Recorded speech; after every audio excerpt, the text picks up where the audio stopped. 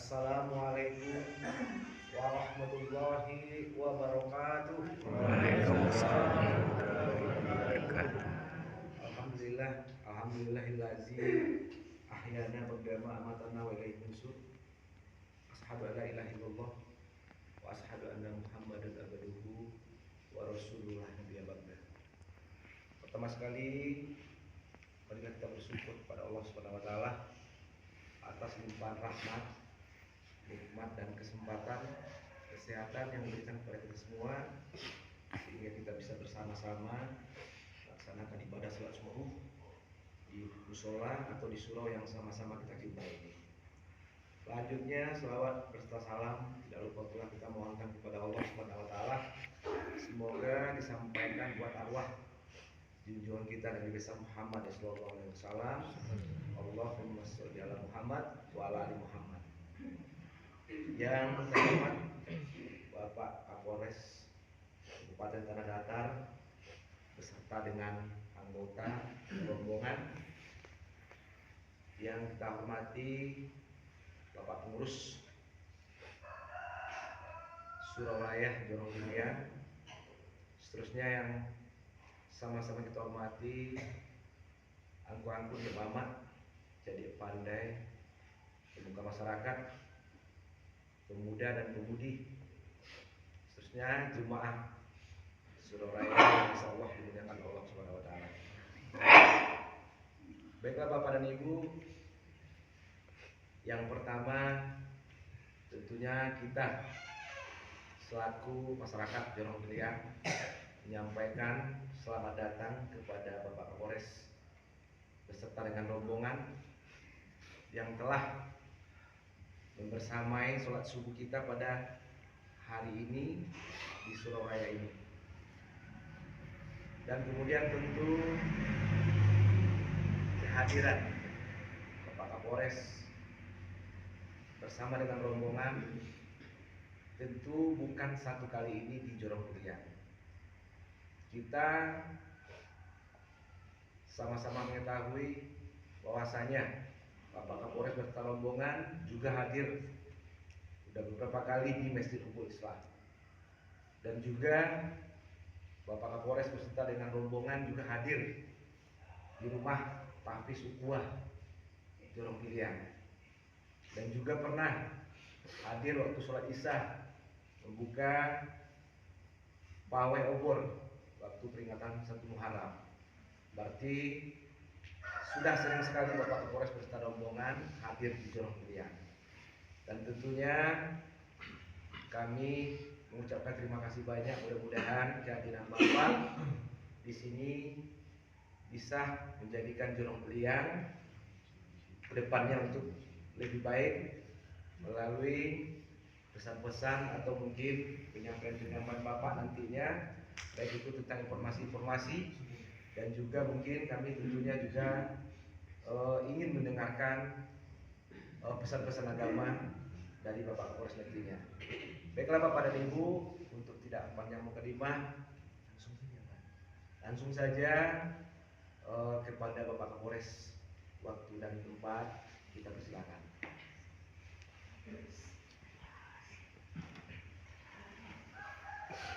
Bismillahirrahmanirrahim. Assalamualaikum warahmatullahi wabarakatuh. Waalaikumsalam warahmatullahi wabarakatuh. Alhamdulillah.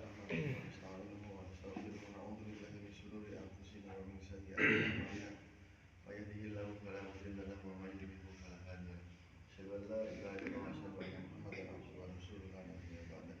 Allahumma shalli ala sayyidina Muhammad wa ala ali sayyidina Muhammad. Qala Allah ta'ala fi kitabihil karim, a'udzu billahi minasyaitonir rajim. Bismillahirrahmanirrahim.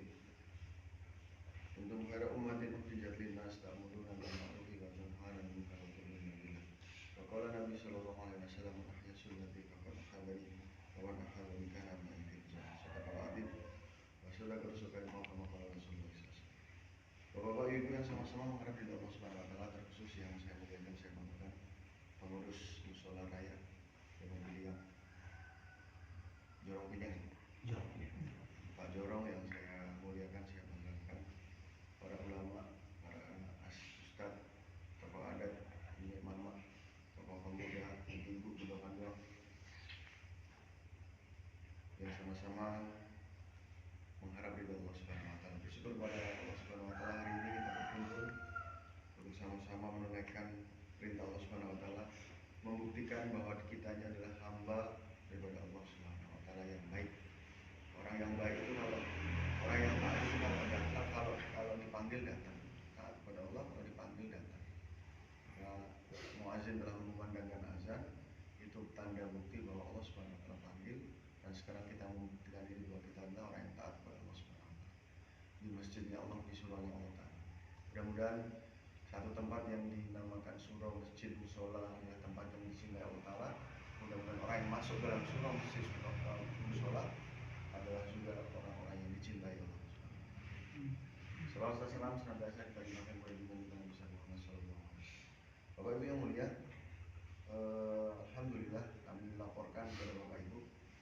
Jadi ini surah adalah surah kami yang ke-91, kunjungan ke-91 Pak Jo. Muter-muter ini ke-91 dari 336 masjid dan 825 musola. Kalau digabung berapa itu? Nah ini kami baru 91, masih banyak Pak yang belum dituju. Atau Bapak Ibu sudah pernah ada yang mengunjungi sampai 90? Belum ya? Alhamdulillah Pak Kapolres sama teman-teman belajar silaturahmi, belajar juga untuk istiqomah dalam sholat subuh dengan cara mengunjungi Bapak Ibu sekalian di masjid surau yang ada di Tanah Datar. Yang paling jauh kemarin di Singkau, yang sebelah sana di Tanjung Alai, Puncak Alai. Puncak Alai ada dua ya, kemarin masjid Istiqlal yang di Puncak Alai. Alhamdulillah di sana. Dan Bapak yang mulia, berarti kalau yang sholat di atas tidak sholat di sini, ya? Oh, sholat di atas, iya di atas. Di atas sini. Sini tidak sholat di atas. Ini 5 waktu ya Pak Jalnya? 5 waktu. Alhamdulillah. Berarti yang kemarin kita bicarakan di atas berarti belum sampai di sini berarti kan? Belum kan? Tapi Pak Jorong udah tahu. Karena begini Bapak Ibu, yang saya bicarakan kepada setiap masjid 90 masjid yang lalu ini akan selalu sama. Karena ini bukan ceramah. Bukan tausiah, bukan ceramah. Kalau tausiah sama ceramah nanti saya kualat sama ustaz. Jadi kalau saya punya kos-kosan, rencananya saya mau renovasi. Karena sudah tidak muat. Penggemarnya banyak kos-kosannya. Kos-kosannya bagus. Ada CCTV-nya, ditungguin 24 jam, makanya gratis, ada junjungan. Nah sekarang penghuninya 22. Yang sudah keluar dari kos-kosan saya ini 30. Nah ini kalau orangnya tidur itu sudah mulai seperti ikan pepes di jejer-jejer begitu Pak. Sempit. Sudah mulai sempit. Nah ini rencananya saya meminta sumbangan sama Bapak sama Ibu. Ini mau saya renovasi, saya besarkan supaya lega. Kira-kira boleh atau tidak Pak? Boleh ya? Boleh Bu?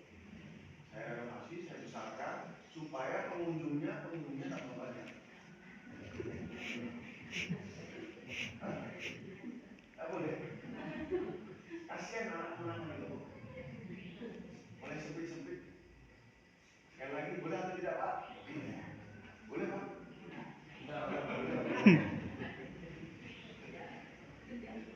Boleh tidak Bu? Nah, kenapa? Kasihan anak-anakan. Jadi tugas polisi itu keberhasilannya mengosongkan senjata atau menurunkan senjata. Padahal kalau saya boleh curhat sama Bapak sama Ibu, sekarang yang isinya 22 itu dan ditambah dengan kemarin yang 30 sudah lulus, itu semuanya orang Tanah Datar. Juara orang Tanah Datar ini. Favorit untuk masuk di penjara. Yang kedua semuanya agamanya Islam. Yang ketiga dari 30 sama 22 yang masih ada di dalam ini, yang tidak bisa ngaji, ngajinya cuma alif bata cuma 2 orang. Bisa ngaji orang Tanah Datar, orang Islam, masuk semua ke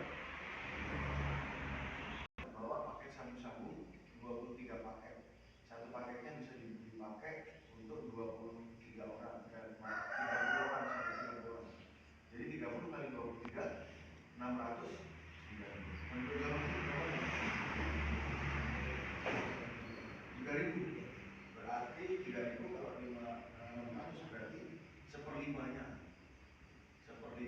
alhamdulillah terselamat. Dan dari yang 22 ini tahanan narkobanya berapa? 18. Kalau 22 itu narkoba 18. Insya Allah juara. Dari 22 ini yang tahanan narkoba 18. Kemarin saya bandingkan dengan rumah tahanan Batu Sangkar di mana versi yang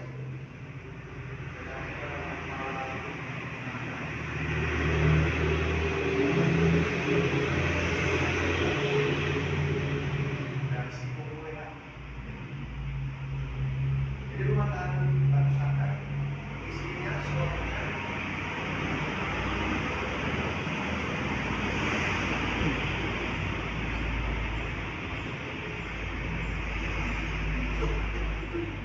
rumah tahanan Batu Sangkar Bapak Ibu yang mulia jumlah slotnya 35. Sekarang penghuninya 145. Overload 110. 145 itu yang orang Tangerang 135.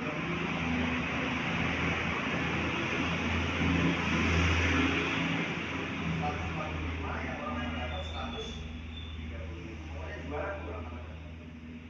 Dari 145 yang orang Islamnya 144. 144. Kalau di tempat saya tadi 50 juga. Kemudian Bapak Ibu ya, ini masalah kan lucu.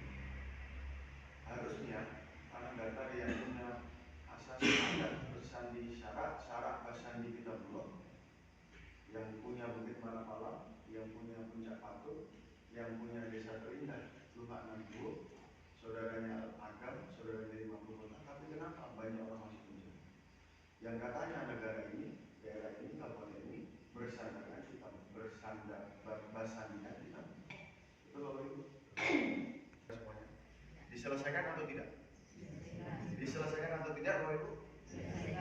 Maka Bapak Ibu ya, secara singkat saya akan memberikan gambaran kepada Bapak Ibu fenomenanya ini seperti apa, kemudian penyebabnya apa, kemudian yang ketiga bagaimana cara menyelesaikannya, yang keempat siapa yang bertanggung jawab.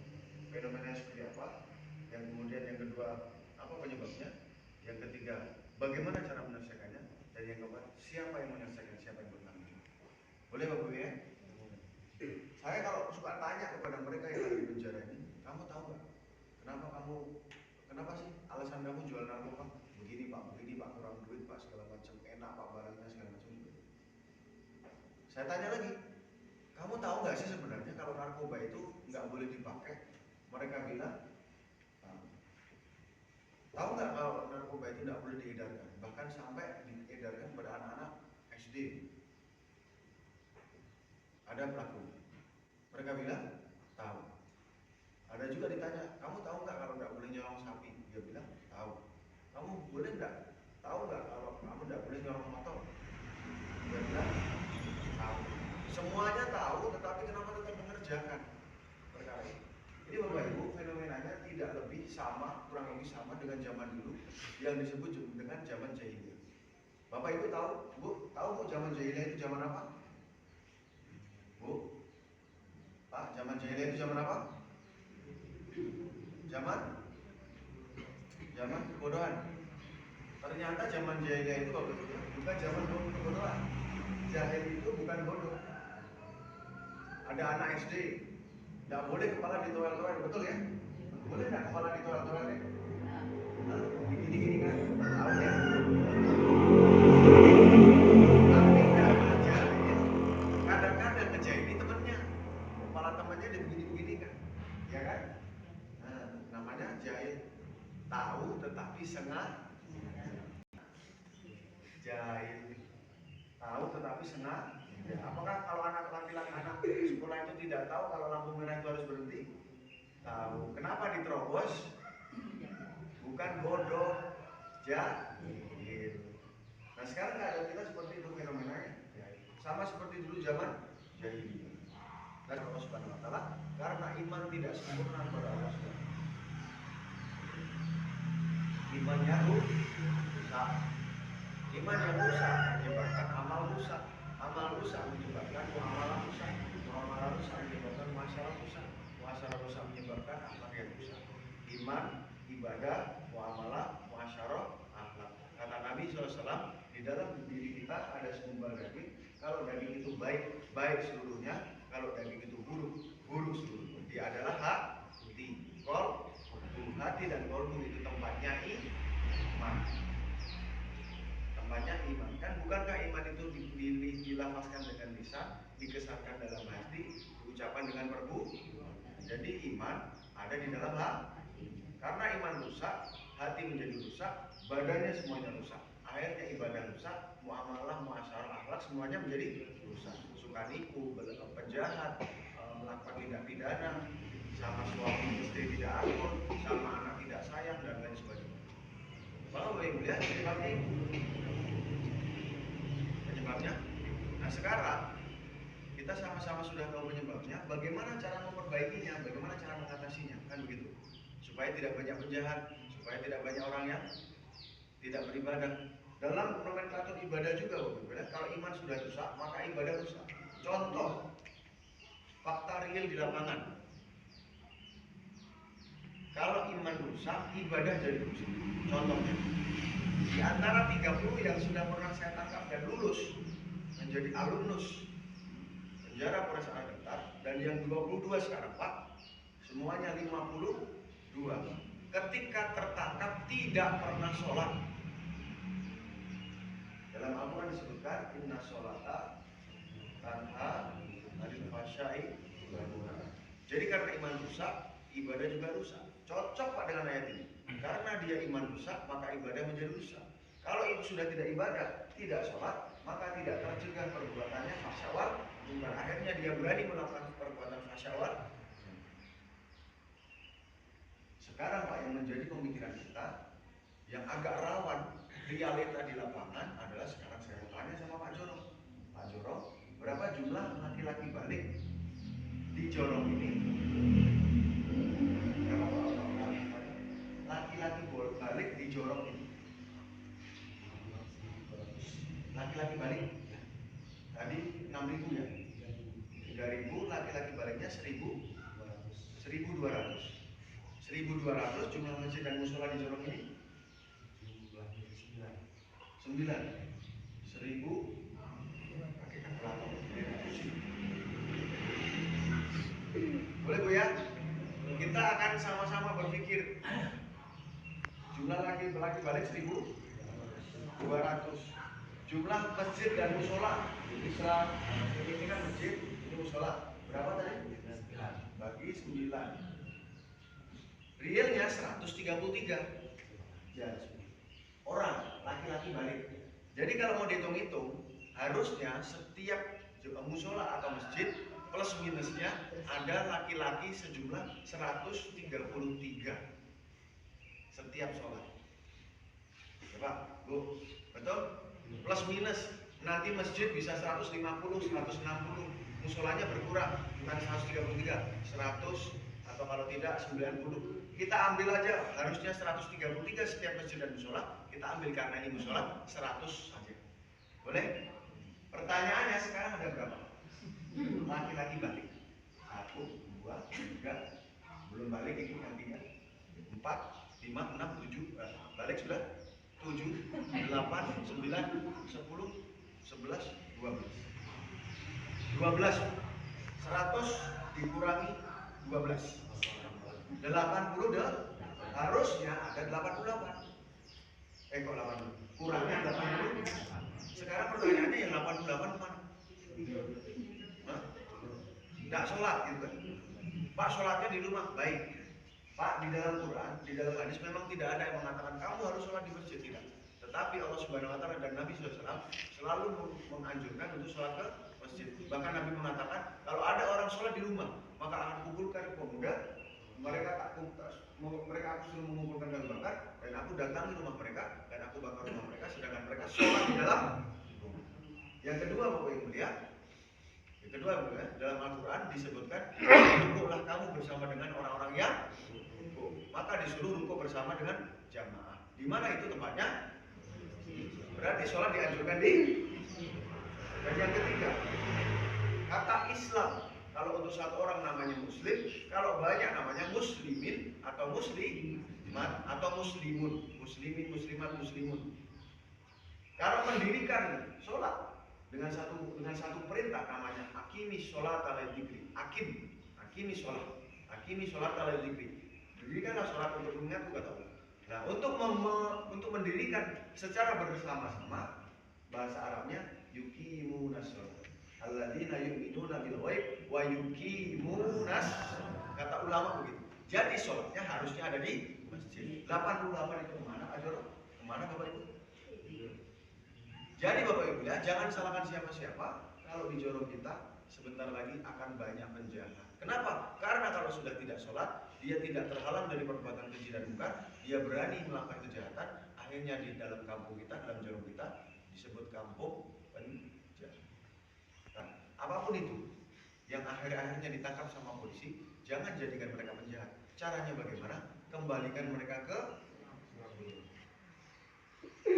Bapak yang mulia. Kalau saya punya motor, bagaimana balik ke surau dengan cara mendatangkan 100% laki-laki balik masuk ke dalam masjid ketika azan berkumandang. Setuju Bapak Ibu? Jadi kalau hari ini ada 12, besok ada 24. Kalau besok 24, berarti hari Kamis hari Kamis ada 48. Hari Jumat ada 48, berarti kali 2 96. Hari Sabtu ada lebih. Nanti lama-lama 100% laki-laki balik masuk ke dalam masjid. Setuju Bapak Ibu? Harus dikembalikan. Yang kedua Bapak yang mulia, hari ini setiap orang tahu di sini ada musola, di sini ada surau raya, di atas ada masjid. Lihat tidak? Tapi kenapa tidak bisa datang ke masjid? Dengar azan tidak? Tapi kenapa tidak datang ke masjid? Sesungguhnya yang buta bukan mata, tetapi sesungguhnya bukan yang tuli itu telinga, tetapi sekarang pertanyaan saya, kalau ada orang buta sama tuli duduk di tengah rel kereta api, apa yang Bapak Ibu lakukan? Ada orang buta dan tuli duduk di tengah rel kereta api, apa yang Bapak Ibu kerjakan? Ditolong. Caranya bagaimana? Diseret, ditarik, marah orang itu Pak, nggak tahu Bapak siapa, dipukul Pak. Di WA saja ada, dipakai mic nggak kedengaran. Kalau Bapak dan Ibu lakukan itu, Bapak dan Ibu dibilang Bapak ini gila, udah tahu buta sama tuli, Bapak masa ditolongnya pakai handphone di WA lewat WhatsApp group atau di teriak-teriak lewat pengeras suara. Tidak bisa karena buta dan tuli. Karena dilus-lus punggungnya, jangan buru-buru ditarik. Marah dia, kalau dia marah dipukul. Begini kan buta. Ya Pak ya. Cara terbaiknya datang ke sana, dilus-lus pelan-pelan supaya dia tahu ada orang baik, ya kan? Diangkat pelan-pelan, dipin. Jangan dielus-elus, bawakan laman tapai, makan bersama. Ayolah sholat, sudah waktunya sholat. Mari kita ke masjid. Begitu Pak, jangan ditarik Pak, marah dia. Besok lagi bawain Pak gorengan, besok lagi bawain sate padang. Udah kok baik sekali ya Mas, pokoknya makan aja dah. Yang penting setelah ini azan berkumandang kita sholat. Oke? Oke dah. Selalu ya, bawa ke masjid. Bayangkan Bapak Ibu ya, kalau seluruh orang tanah datar di setiap masjid, 336 masjid, 820 bangsal, semuanya sholat berjamaah di masjid, laki-laki baliknya tanpa tertinggal takbiratul ihram. Apa yang terjadi di tanah datar? Walau anna ahlal qura amanu wa taqaw la fatahna 'alaihim barakatin minas sama'i. Negeri yang baldatun thayyibatun wa rabbun madani dengan sendirinya. Kata Allah, Kalau seandainya penduduk dalam satu kabupaten beriman dan bertakwa, imannya sempurna, takwanya implementasi iman, sholat, ibadah, muamalah, masyarakat sempurna, implementasi dari iman, Allah Ta'ala akan berikan dari atas keberkahan, dari bawah juga keberkahan. Tahun, betul Bu? Resikonya kalau sholat nyoblos 5. Bagaimana dengan resikonya kalau ada saudara muslim kita yang tidak sholat, yang tadi 88 Pak? Ulama katakan dalam satu hukum hadis, kalau satu orang saja tidak sholat dengan sengaja, maka dia akan digoreng dalam neraka, masuk dalam neraka selama satu hukum. Satu hukum lamanya 80 tahun. 80 tahun akhirat, satu hari akhiratnya 1000 tahun di muka bumi. Maka ulama mengatakan satu sholat tidak disengaja, satu sholat sengaja tidak dikerjakan, maka dia akan masuk neraka selama 280.800.000 tahun satu sholat. Apakah Bapak Ibu mau membiarkan? Mewakili, Pak Jolong mewakili semuanya. Saya mau minta izin, saya tidak mau merusak masjid, saya tidak mau mencongkel jendela, merusak jendela, tidak mau mencongkel keramik, tidak mau menurunkan genteng. Saya mau minta izin memotong tiang masjid yang terlihat dan yang tidak terlihat. Boleh Bapak Ibu? Memotong tiang masjid boleh? Kenapa tidak boleh? Rubuh. Memang ini musolanya Ibu? Memang bukan punya saya, tetapi ini punya kami. Dan kami punya tanggung jawab bersama. Tanggung jawab bersama untuk mempertahankan supaya musola ini tetap berdiri. Jadi kamu nggak boleh motong tiang, betul? Meskipun bukan punya saya, tapi ini punya kami. Tanggung jawab kami bersama.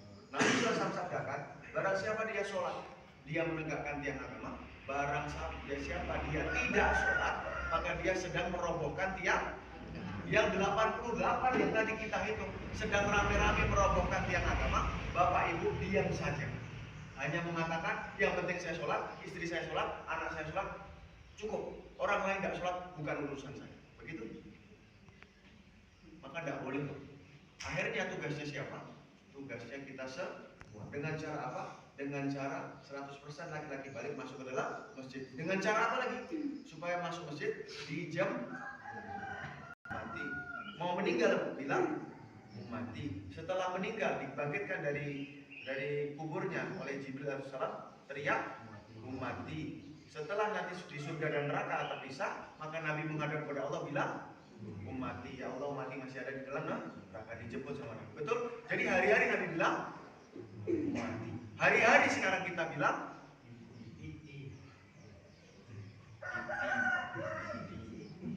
betul Bu? Ya kan? Berbeda tangisan, berbeda doa. Hari-hari Nabi mikir umat, kita hari-hari mikir titi. Nanti ketemu di Telaga Kausar, mau dikasih air minum sama Nabi, tidak jadi. Loh, beda kamu sama saya. Pakaian boleh sama, tapi pikiran kamu, doa kamu, tangisan kamu, risau kamu tidak sama dengan saya. Hari-hari saya doa, tangis, risau umat di kamu, risau tidak jadi Pak, dikasih air minum dari Telaga Kausar. Nah, untuk mau ya, karena Allah Ta'ala firmankan, innaka la tahdi man ahbabta walakinna Allaha yahdi man yasha. Muhammad, kamu berkali-kali datang pada Abu Thalib, tapi ingat Muhammad, yang bisa memberikan hidayah adalah aku, kata Allah. Jadi jangan berpikir hasil. Kerjakan saja istiqomah sampai kapan? Sampai kita mati.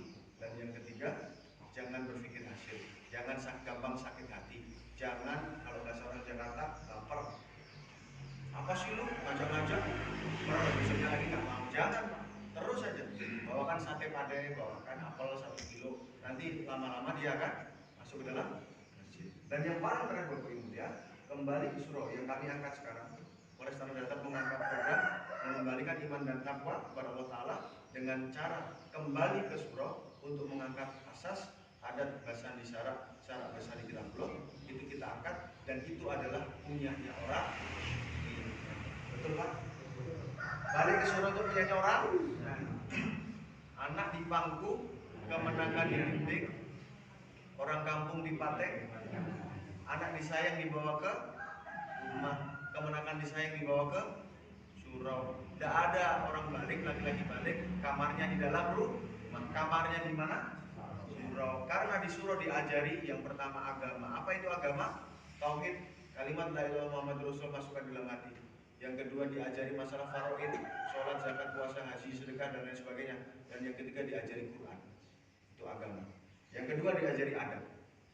Apa itu adat? Adat nasaban adat nateradatkan, adat diadatkan, dan adat istiadat dengan kamu. Ya, yang ketiga diajari adab. Adab apa itu? Goro. Kemudian diajari sosialisasi. Tidak boleh anak laki-laki selisih 1 hari dilahirkan, tidak boleh kalau tidak bilang tidak. Walat itu namanya adab. Diajari musyawarah untuk mufakat, diajari silek juga. Betul Bapak Ibu? Diajarinya di mana? Hari ini yang 88 kemana? Diajari apa yang 88 kalau di rumah? Jangankan di rumah. Hari ini fenomenanya tidak ada di surau yang harusnya mereka di surau, juga tidak ada di rumah. Akhirnya mereka di jalan-jalan, akhirnya melakukan fase munkar, akhirnya ketemu dengan siapa? Polisi. Itu masalahnya karena mereka tidak kembali ke. Maka Bapak Ibu ya, misi kita sama-sama bagaimana seluruh laki-laki balik diajari masalah itu tadi, diajari masuk ke dalam surau untuk diajarkan adat budaya kita. Bapak yang mulia, mohon maaf, saya hanya numpang hidup di sini, tapi rasa-rasanya saya sudah menjadi orang Minang karena sudah makan lapang tape dan air amiang. Maka saya tidak rela, saya tidak ikhlas kalau adat bahasa di syarat bahasa diri kita belum terinjak-injak oleh kelakuan kita sendiri. Mari kita angkat asas itu. Ini lumak dan tuwong. Jangan-jangan bisa jadi Islamnya di ranah Minang ini bersumber dari tanah datar. Jangan kita tenggelam dengan kelakuan kita sendiri. Maka saya titipkan, saya akadkan kepada Bapak Ibu, dijemput Pak ya. Bu, dijemput Bu ya. Kalau ada laki-lakinya Bapak Ibu, suaminya yang tidak sholat ke masjid, jangan dikasih jatah.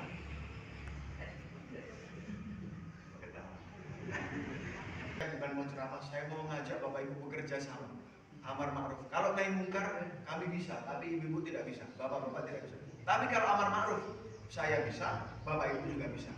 Rumusnya kalau ada pertanyaan ya? Ada pertanyaan Pak? Saya numpang hidup di sini ya Bu ya. Tapi numpang hidup sambil kita kerja sama-sama. Bagaimana menarik orang 100% laki-laki balik masuk ke dalam masjid. Berapa hari Pak Yono? Seminggu? Seminggu Pak ya? Tadi kan dihitung-hitung seminggu Pak. Insyaallah ya. Yang harus dikerjakan berulang kali. Bihamdi, subhanallah wa bihamdika, asyhadu an la ilaha illa anta, astaghfiruka wa atubu ilaik. Udah jam 1:30. Assalamualaikum warahmatullahi wabarakatuh.